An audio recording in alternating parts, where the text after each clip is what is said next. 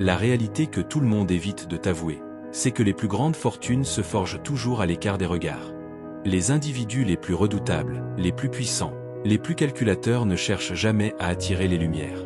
Ils progressent discrètement, sans réclamer l'intérêt de quiconque, sans solliciter l'aval de la société. Mavel en avait parfaitement conscience. Plus une personne s'expose, plus elle s'offre en cible. Plus elle dévoile son existence, ses initiatives, ses objectifs, plus elle devient lisible, influençable, exposée aux assauts. La majorité des gens échouent précisément parce qu'ils aspirent à être remarqués avant d'avoir édifié quelque chose de véritablement significatif. Avant d'aller plus loin, prends un instant pour t'abonner, car ce que tu vas découvrir ici reste rarement exprimé dans la vie quotidienne. Et indique-moi en commentaire si toi aussi tu ressens que l'environnement devient plus hostile pour ceux qui s'affichent excessivement. Je consulte chaque réponse. Abonne-toi, réagis, et plongeons dans l'essentiel. La nature humaine obéit à un principe élémentaire. Ce que tu révèles, les autres chercheront à l'évaluer, à le dénigrer, à le ruiner ou à le convoiter. Ce que tu gardes, secret, reste hors de portée. C'est pourquoi les vrais tacticiens optent pour le mutisme. Ils acceptent volontiers qu'on minimise leur force plutôt qu'on la soupçonne. Ils laissent croire à leur stagnation pendant qu'ils posent en secret les bases de leur triomphe. Il faut saisir pourquoi l'exposition constitue une fragilité. Ce n'est pas uniquement à cause de la convoitise qu'elle suscite, ni seulement à cause des rivalités qu'elle engendre. La cause profonde est bien plus sombre. Les individus supportent mal la vue de quelqu'un qui progresse sans les inclure. À chaque fois que tu étales ton élévation, tu ravives leurs doutes, leur rancœur, leur colère contenue. Ces sentiments les incitent invariablement à une seule réaction, te freiner. Mavel affirmait, dévoile ton objectif et tu leur fournis les moyens de l'anéantir. Voilà pourquoi aucun homme n'a bâti sa richesse en affichant ouvertement sa démarche. Voilà pourquoi les patrimoines se constituent dans les recoins discrets de la persévérance, dans les veilles solitaires où personne ne t'applaudit, où personne ne te voit œuvrer.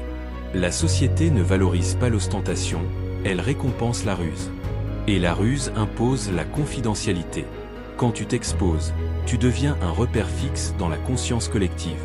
Les regards se fixent sur toi, mais rarement pour t'encourager. Souvent pour te scruter, souvent pour te mesurer à eux-mêmes, souvent pour anticiper ton échec. L'être humain cherche constamment à rétablir l'équilibre des forces autour de lui. S'il perçoit que tu grimpes trop rapidement, il tentera, de façon délibérée ou instinctive, de te retenir. Cela peut prendre la forme de remarques acerbes, de manœuvres sournoises, de railleries, d'influences subtiles ou simplement d'une onde négative qui t'affecte plus que tu ne le reconnaîtras. Beaucoup abandonnent parce qu'ils s'affichent prématurément. Ils proclament leurs intentions, exposent leurs avancées, partagent leurs rêves avec des esprits incapables de les saisir, et aussitôt ils subissent une pression écrasante. Le verdict collectif, l'attente générale, les confrontations permanentes. Leur détermination se mue en stress. Leurs projets s'effritent sous le poids des observations. Ils cessent d'agir pour leur propre compte et commencent à performer pour démontrer quelque chose aux autres. C'est là qu'ils s'effondrent. Observe ton entourage.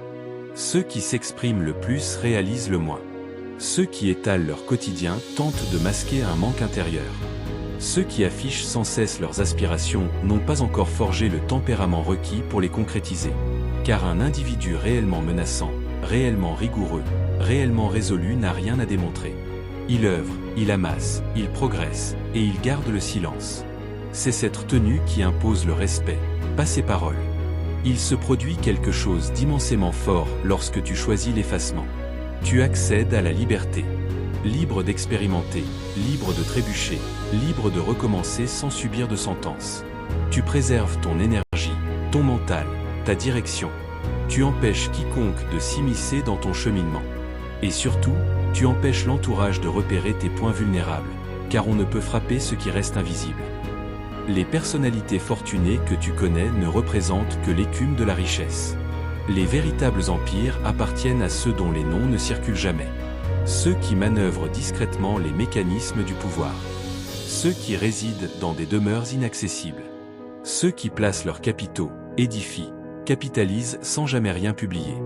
Ceux qui savent que l'autorité véritable ne s'étale pas, elle s'applique. Mais peut-être es-tu piégé par l'illusion contemporaine. Penser que pour triompher, il faut se faire remarquer. Croire qu'il faut exhiber son mode de vie, ses visées, ses victoires, ses labeurs. Croire qu'il faut motiver les autres, alors que plus tu motives ouvertement, plus tu t'affaiblis intérieurement, car tu deviens dépendant des retours, des appréciations, des approbations.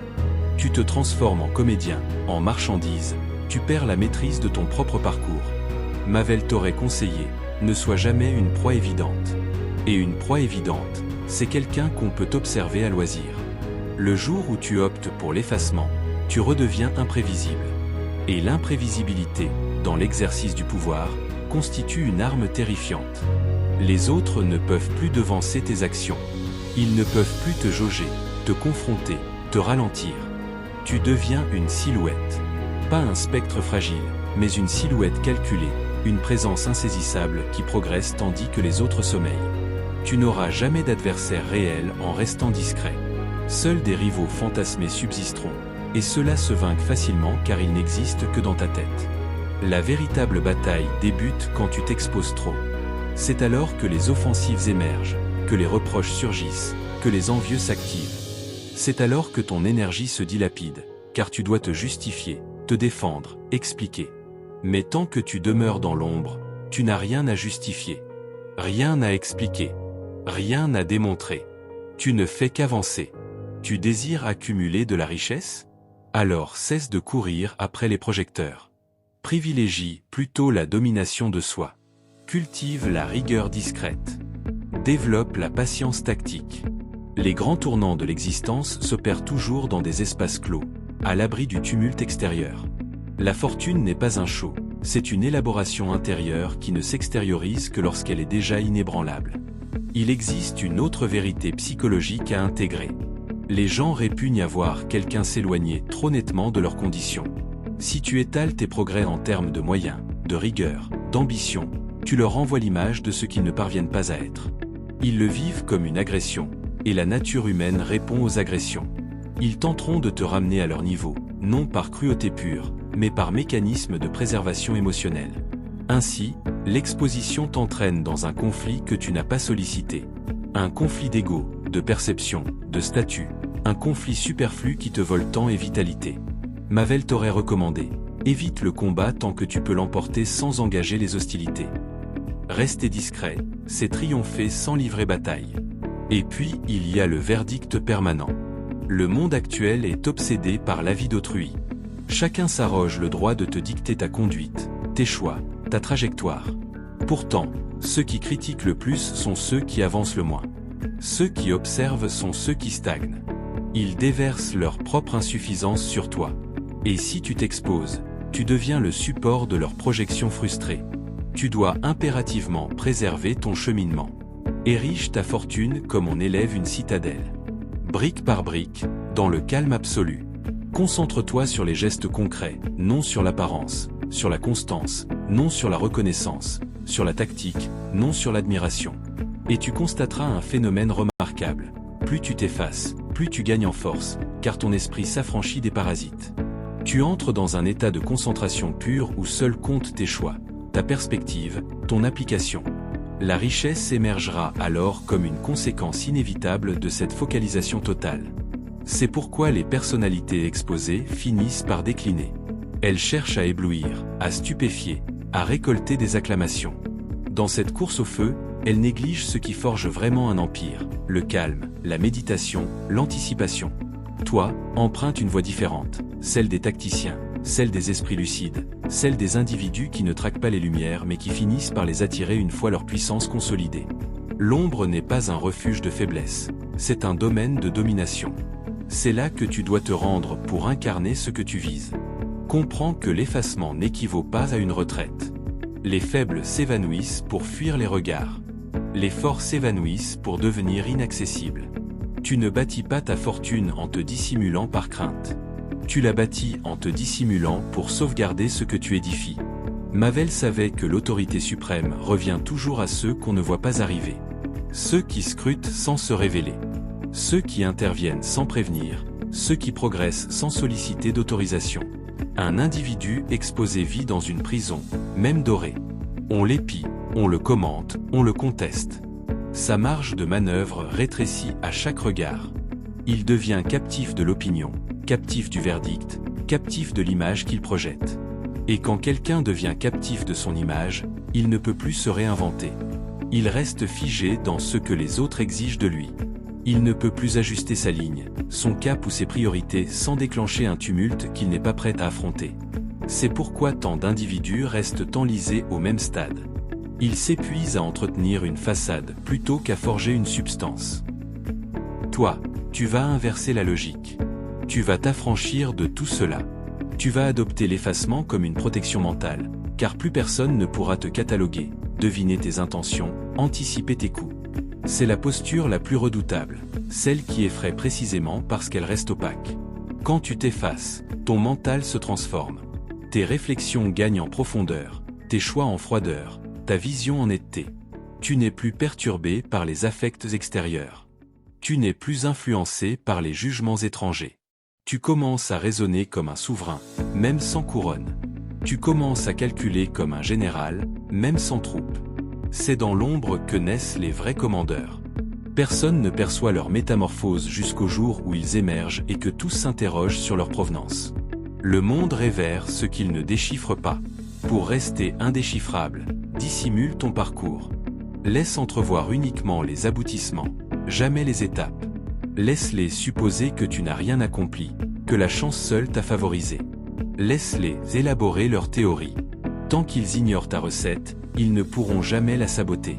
C'est la loi fondamentale de la domination. Garde secret ton mécanisme, exhibe seulement les signes extérieurs. Il y a une force psychologique à dompter. Le mutisme stimule l'imagination, et l'imagination des autres opère toujours à leur détriment. Quand tu ne parles pas, ils inventent. Quand tu ne montres rien, ils extrapolent. Quand tu n'expliques rien, ils s'alarment. Et cette alarme devient ton atout, car les humains craignent l'indéfinissable. Mavel savait que la confusion maîtrisée était une arme. Plus tu restes vague, plus tu intimides. Un individu exposé est prévisible. Un individu effacé est insaisissable. L'insaisissabilité engendre le respect. Elle impose la distance. Elle forge la présence. Et une présence, dans l'arène du pouvoir, vaut mieux que des discours interminables. La présence, c'est ce qui fait qu'on évoque ton nom en ton absence. C'est ce qui fait qu'on te sous-estime ou qu'on te surestime, mais jamais qu'on t'oublie. Et pourtant, tu n'as rien réclamé, rien exhibé, rien démontré. Tu n'as fait qu'avancer dans ton espace. La fortune, au départ, n'est pas une affaire d'argent, c'est une question de maîtrise intérieure. Et l'exposition te prive de cette maîtrise. Tu deviens tributaire des regards. Ton esprit recherche l'approbation. Tu te compares, tu hésites, tu ralentis, tu cherches à séduire. Et chaque fois que tu cherches à séduire, tu dilapides une part de ta force. Celui qui aspire à être aimé ne s'enrichira jamais. Celui qui aspire au respect n'a besoin d'aucune exposition. Les résultats suffisent. Tu dois te détacher du besoin d'être remarqué. Tu dois étouffer cette impulsion d'éblouir. L'individu redoutable n'éblouit pas par ce qu'il révèle, mais par ce qu'il dissimule. Quand tu choisis l'effacement, tu accomplis quelque chose de rare. Tu te possèdes entièrement. Tu récupères ton énergie, ta rigueur, ta liberté mentale.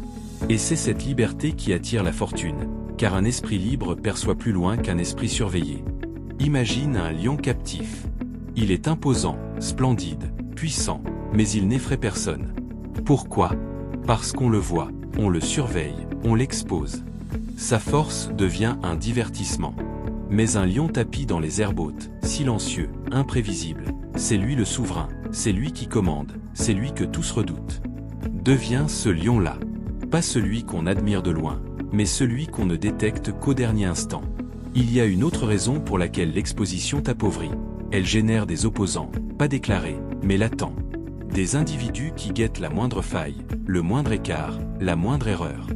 Ils se repaissent de chaque information que tu livres. Ils apprennent à te décrypter trop vite. Ils anticipent tes réactions, tes routines, tes approches. Et un opposant qui te prévoit peut te neutraliser. Quand tu t'effaces, tu deviens une énigme. Et une énigme échappe au coup. Tu prives de carburant ceux qui espèrent ta déchéance. Tu leur retires les données. Sans données, leurs armes restent inertes. Ils ne peuvent rien cibler, rien toucher, rien atteindre. Tu existes, mais tu leur glisses entre les doigts. Tu existes, mais tu n'es plus à leur portée.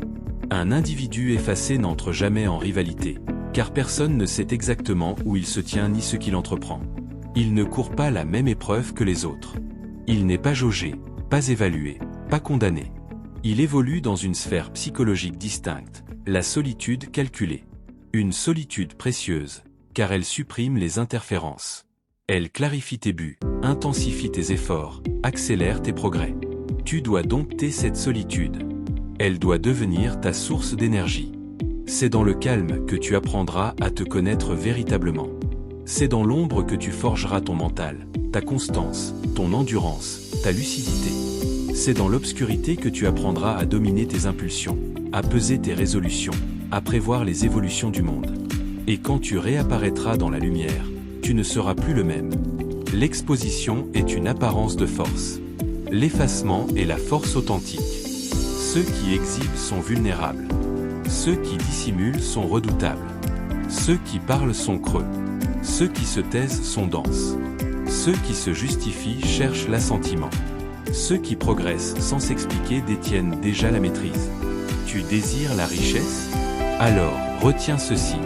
Tu n'as pas besoin d'être remarqué. Tu as besoin d'être focalisé. Tu n'as pas besoin d'être suivi. Tu as besoin d'être constant. Tu n'as pas besoin d'être acclamé.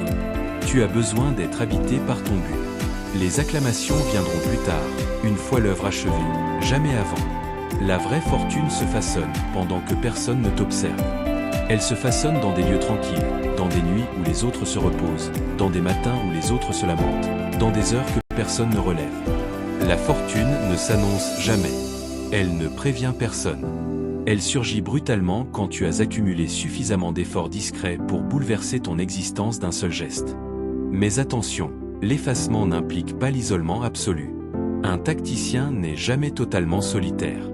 Il sait sélectionner avec soin ceux qui méritent d'accéder à ses réflexions. Ils sont peu nombreux. Quelques confidents, quelques guides, quelques associés, pas plus. Et même avec eux, ils conservent toujours une zone d'ombre, une part impénétrable. Car même parmi les proches, une transparence excessive ouvre des brèches. Mavel enseignait que le dirigeant avisé devait être à la fois renard et lion. Renard pour déjouer les pièges, lion pour terrifier les rivaux. Ces deux natures exigent une qualité commune, la retenue. Le renard se tapit pour observer, le lion se tapit pour bondir. Aucun des deux ne parade au milieu de la foule en annonçant ses plans. Adopte la même approche. Observe en silence, intervient en silence, progresse en silence, et frappe l'existence avec la force d'un homme qu'on n'a jamais vu surgir. La lumière viendra d'elle-même, mais à ce stade, elle ne pourra plus t'ébranler, car tu seras déjà trop solide, trop stable, trop enraciné mentalement pour vaciller. La fortune exige l'équilibre. Trop d'exposition te fragilise. Trop d'effacement te paralyse. Le juste milieu, rester discret durant la montée. N'émerger que parvenu au sommet. Être visible quand tu n'as plus rien à démontrer. Visible quand le monde ne peut plus rien te retirer. Visible quand tu imposes tes conditions plutôt que de les subir. Le jour où tu intègres cela, ton existence bascule. Tu cesses de quêter l'approbation. Tu cesses d'afficher pour impressionner. Tu cesses d'annoncer tes projets. Tu agis, tu édifies, tu évolues, tu capitalises, tu progresses, et tu laisses le silence parler pour toi. C'est alors que tu deviens redoutable. C'est alors que tu deviens un authentique stratège. C'est alors que tu deviens un homme qu'aucune force ne peut entraver. Le monde appartient à ceux qu'on ne remarque pas, à ceux qui cultivent la patience, à ceux qui affinent leur esprit loin du vacarme, à ceux qui savent que la domination ne réside pas dans l'étalage, mais dans la maîtrise, dans la contrôle, dans la capacité à opérer sans perturbation, dans la faculté à progresser sans être détecté. Tu ne connaîtras jamais la richesse si tu offres au monde l'accès à ton mental, si tu dévoiles tes schémas, tes visées, tes fragilités, tes affects. Le monde n'a pas à savoir ce que tu entreprends. Le monde n'a à découvrir que l'aboutissement. Et quand tu seras fortuné, tu comprendras une chose curieuse. Ce n'était pas l'argent que tu poursuivais, c'était l'autonomie. L'autonomie d'agir sans autorisation, de penser sans entrave, d'être soi sans masque, sans censure, sans crainte. Cette autonomie ne s'épanouit jamais sous les projecteurs. Elle se forge dans l'ombre. Alors retire-toi, non par lâcheté, mais par calcul. Efface-toi, édifie dans le calme, et laisse le monde constater ta force trop tard pour te contrer. Mavel te l'aurait affirmé. Les individus les plus redoutables ne sont pas ceux qu'on aperçoit, mais ceux qu'on presse à peine. Et toi, tu vas en faire partie. Si ces mots t'ont secoué, abonne-toi immédiatement et indique-moi en commentaire. Préfères-tu progresser dans l'ombre ou rayonner sous tous les regards? Ta réponse en dira long sur ta nature. Abonne-toi, réagis, et prépare-toi à la suite.